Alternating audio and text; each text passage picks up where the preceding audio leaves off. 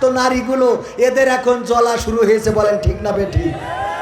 আলেম ওলামা দেখলে কেহ জলে কতক লোকের দেহ, বুঝবে ওরা বেলা যখন হবে অবেলা, বুঝবে ওরা বেলা যখন হবে অবেলা।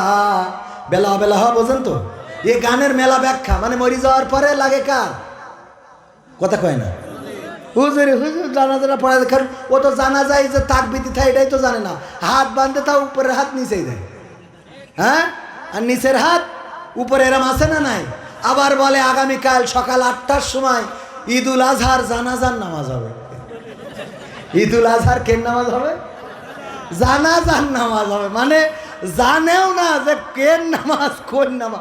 আমার মাঝে মাঝে মনে হয় যে তোরা এই দুনিয়ায় থাকা আমি চলে যাই, এ তোরা দেখে রাখ, আমার এখানে থাকা হবে না, সহ্যের বাইরে চলে যায়। এই আছে না নাই?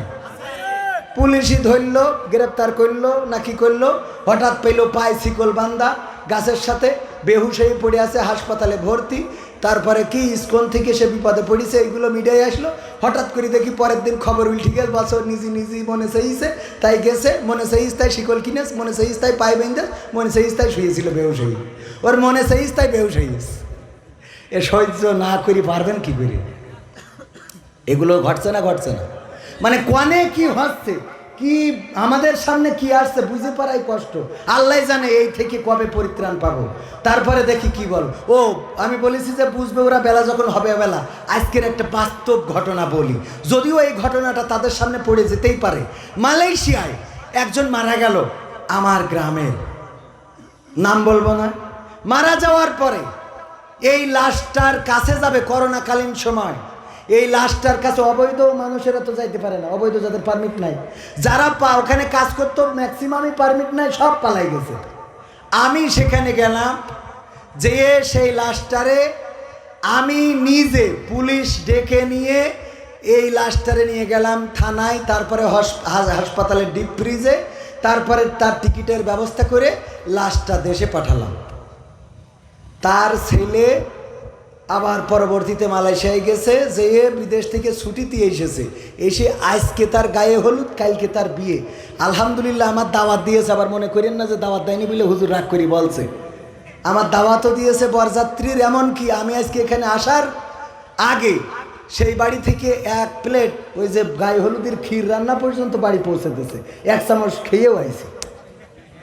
কিন্তু এই কথা কেন বলছি, যার বাবার লাশ আসলো মালয়েশিয়া থেকে, আজকে তার গায়ে হলুদ, কালকে তার বিয়ে, অন্তত মনে করা উচিত ছিল মালয়েশিয়া থেকে আসলাম, আমার বাবার তো লাশটা এসেছিল, আজকে এই বিয়ের দিনটা একটু আল্লাহর স্মরণ করি, একটু হুজুরদের ডেকে নিয়ে আসি, একটা দোয়া মাহফিল করি বা একটু দোয়া করি, অথবা বাবার কবরটা জিয়ারত করি।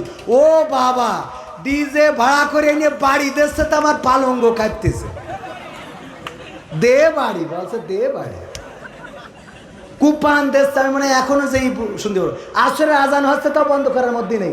আমি চিন্তা করলাম যে এই বকা দেবো কি করে, আমারও দাওয়াত করি, ঠিক আছে বেকায়দা না, আমারও দাওয়াত করিস, এখন যে এই বকি কি করে।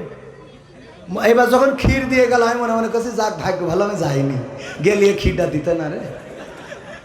ক্ষীর বোঝেন তো, এটারে ক্ষীর বলে, আপনারা কি বলেন? ক্ষীর, যশোর চৌগাছা ক্ষীর। তো বাড়ি দেখছে, দে বাড়ি কুপা। আমার মনে বড্ড আশা, এই বাড়ি যদি আর কেউ মারা যায়, এইবার আর লাশ পাঠাবো না, বিদেশেও না, ওই দিন আমার টাকাতে আমি এই মাইকালাগের বলবো ডিজে নিয়ে আয়, দে কুপান বাজা, দরকার হলে একটা স্পিকার কবরের মধ্যে ঢুকে দে, দিয়ে ব্লুটুথ দে বাজা, ঠিক না বে ঠিক? করার দরকার আছে না নাই? তোর বিয়ের দিন যদি ডিজে বাজে, তোর গায়ে হলুদের দিন যদি ডিজে বাজে, তোর নুনু কাটার দিন যদি ডিজে বাজে, তোর মরার দিনও ডিজে বাজে। ইমামের জায়গায় থাকবে স্পিকার, আর বলবে দয়াল তোর লাইগা রে দয়াল। হ্যাঁ ঠিক আছে তো বাবা? আলহামদুলিল্লাহি রাব্বিল আলামিন। রব্বানা জালামনা আনফুসানা